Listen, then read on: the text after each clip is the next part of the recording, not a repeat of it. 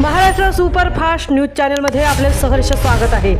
का सत्याची धार लेखणीची महाराष्ट्रातील ताज्या आणि वेगवान बातम्या पाहण्यासाठी आपल्या हक्काचे चॅनल शेअर करा, लाईक करा आणि सबस्क्राईब करा। धन्यवाद।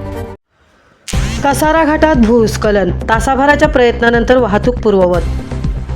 सततच्या मुसळधार पावसामुळे कसारा घाटातील डोंगराचा काही भाग अचानक कोसळल्याने मोठे भूस्खलन झाले।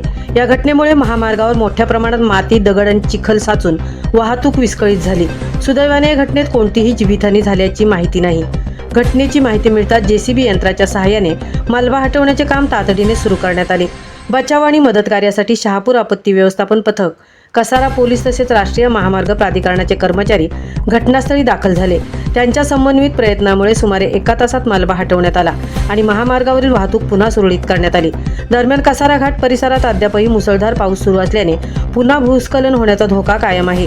त्यामुळे प्रशासनाने वाहन चालकांना घाटातून प्रवास करताना अत्यंत सावधगिरी बाळगण्याचे, वाहनांचा वेग नियंत्रित ठेवण्याचे तसेच डोंगरकडे आणि नदीकाठच्या धोकादायक भागात जाणे टाळण्याचे आवाहन केले आहे।